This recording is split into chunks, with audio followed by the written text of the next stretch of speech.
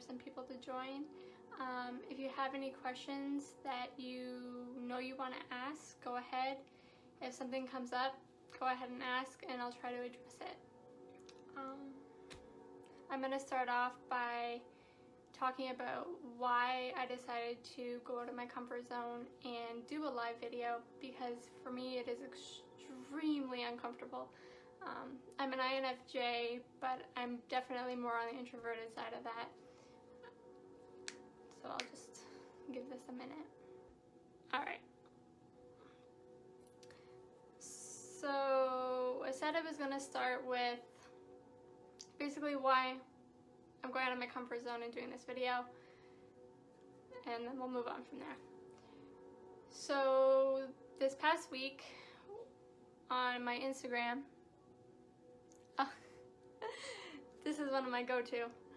I'll tag it in the bottom later. Anyway, what was I saying? Oh, okay, so on Instagram this past week, a colleague that is a life coach was talking about how a lot of young life coaches either don't have a lot of life experience themselves that they're bringing to their practice, or they're not talking about their own insecurities, their own issues, because they feel that it's going to basically hurt their practice. Hi, Felicia. So I had responded and said, you know, a lot of people probably are thinking that by exposing themselves and their issues that they would appear less professional, I guess. Hi, Kayla. Hi, Brenda. Then really doing that is hurting them more than it's helping. Honey, you gotta stop. I can't focus.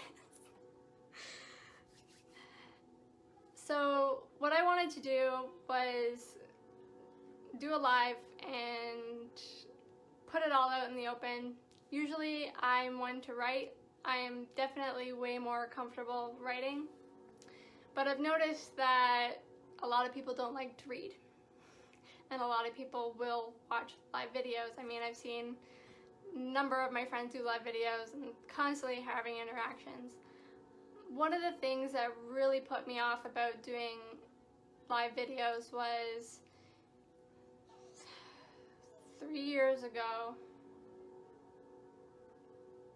I think it was, because I was pregnant at the time. Oh, hey Kevin. Hey Jesse. Was that when I was doing It Works, I had set up a webinar, basically the same thing, but I was running a slideshow. And I had invited a whole bunch of people to watch, and I was really pumped, and I had pushed myself to get out of my comfort zone and do that, but nobody showed up, and I literally, no joke, my husband will attest to this, bawled through the entire thing. So after that, I'm just like, you know what, I don't want to put myself out there if no one is going to acknowledge me, kind of thing. So that is something I've had to deal with for at least the past 3 years. Hey Rihanna, hey Jessa. Oh, there we go. But that in itself stems back from even farther back, growing up as a Jehovah's Witness, because in our church meetings, we would have, basically it was called a theocratic ministry school. So like at school where you had to give up and give a presentation, what we would do was you'd get up on the stage and you'd do a demo of like when you were going in the ministry. And for me that was extremely uncomfortable, even though I knew everybody and I knew no one was gonna like ridicule me or anything. It was hard to get up and do that performance.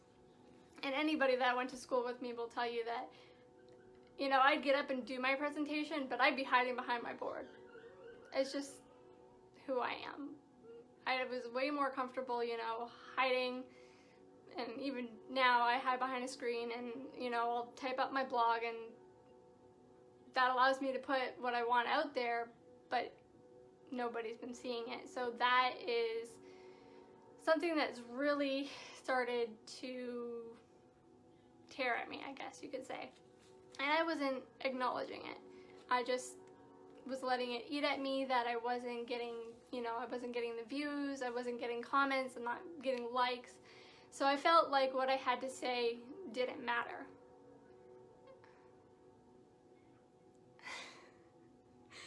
I'm not a keyboard ninja. I'm not attacking anybody. I'm just writing, my own experience. And I've had more than my share of experience, and even growing up, people have always been amazed at, I guess, the way I portray myself, because I've always seemed more mature than my age, I guess. I actually saw somebody post today about how that's basically trauma, and it is. Hey, Jesse. So a lot of it is essentially trauma.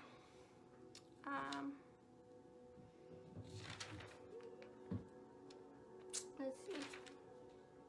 Yeah, so if we want to kind of follow that same thought about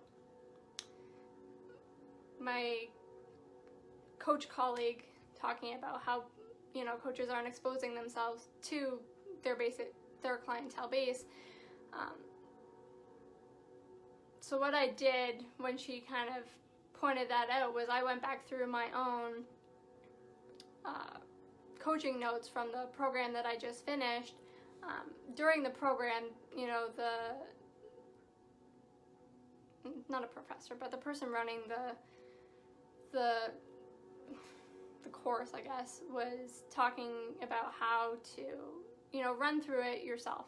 But I was just, I was using my husband just because it's easier, and when you're with your partner so long, you know their problems inside out now, but he wasn't as willing as a participant. So what I did was I went through all of my steps on my empowerment coaching session, which is you're identifying your disempowerment, your feelings of lack, your fear, your anxiety, your sabotaging behavior, and then working through that to basically dismantle it and put yourself in that position where you're manifesting what you really want. So for me, my disempowerment was not getting the acknowledgement about the things that I share that I feel had value. My lack was that I didn't feel like I was making a difference or an impact on others' lives outside of the 5 people that I'm in contact with regularly. I felt I was lacking boldness, and again, lacking that what I said or what I had to share had value. My fear was that I'm not making a difference. Logically, I know that I have been making a difference in the lives of those who I've been working with, and for that I'm super grateful, but fear is not rational. So then the anxiety that comes because of that fear is obsessive thought and behavior. So for me, that's checking on my posts, my blogs, and my Facebook posts, my Instagram, and checking for those, those likes, those comments, and they're not coming. So I was putting that negative energy towards it, thinking, oh, no one's going to comment, no one likes, nobody ever does. So basically perpetuating that circle. Another thing that I do when I'm having those anxious moments from that position of fear and anxiety and lack is I throw myself into something new. So doing a new course, reading a book, whatever else. I'll talk about that later on because my husband likes to call it my phases, which is what prompted me to actually name my holistic practice what I did. And so, again, the sabotaging behavior was that I was constantly checking on it and not allowing things to basically naturally progress. So from there, during a coaching session, what I have the person I'm working with do is identify what they don't want. if you've read the book The Secret, you know that you're not supposed to focus on what you don't want. You're supposed to focus on what you do want. And the teacher did touch on that during the course, and she said, you know, you want to keep it brief. When you are thinking about what you don't want, you just want it to be an acknowledgement in the moment. So acknowledge what you don't want, and then move on from there and acknowledge what you do want. So the way that she taught it was, you pick 3 to 5 things that you don't want. So for me, it was, I don't want to feel invisible. I don't want to feel like what I have to say isn't valuable. I don't want to feel unfulfilled. I don't want to feel unsupported, and I don't want to feel unsuccessful. So what she had us do from there is identifying what you do want from those things that you don't want. So I do want to feel seen. I do want to feel like what I have to say has value. I do want to feel fulfilled and successful, and I do want to feel supported. A lot of those things, I already know I am, like, supported. I know I'm supported. I have great support system, and I'm thankful for them. But again, fear isn't logical.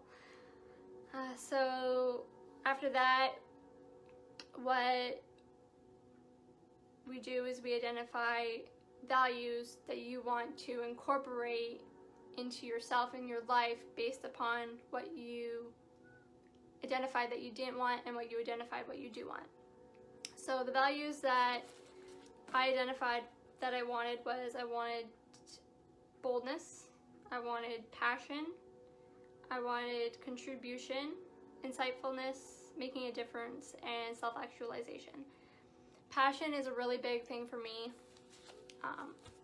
especially when I was doing MLMs. I could see a difference between the people who were doing things with a passion and who were just reposting everybody else's stuff. And I can see it now with the friends that I follow and continue to watch. I can see their passion, and that inspires me to want to be more passionate in what I do. But the way that I've been doing it hasn't been attracting people the way that I hoped it would, because I've been hiding behind my screens and my writing just because it's more comfortable, because I didn't want to give up that control over being able to plan what I'm going to say and how I'm going to say it. Because 90% of my day I'm living in my head, and I'm running through conversations, I'm running through things that I remember about people, preparing for clients that I'm working with as demos, all kinds of stuff. And that in itself has made my life difficult, because I haven't been able to be present and mindful because my mind is constantly running. So every day to actually try and force myself to be mindful is almost extremely painful, because my mind is so noisy. So continuing on from the values, you identify how you're currently thinking. Hey, Tatiana. You played a big role in my life. We'll get to you. So current thinking lately has been that I'm not being seen. What I'm sharing isn't adding values to others' lives. My insights aren't useful or valuable. I'm not making an impact. I'm not living up to my full talent. And those are not nice things to live with. Hey, Allison. So again, like when you're identifying what you don't want to what you do want, the same thing happens with your thinking. So instead of just thinking about what you do want, you put it in a way that you're allowing yourself, you're giving yourself permission. Because a lot of times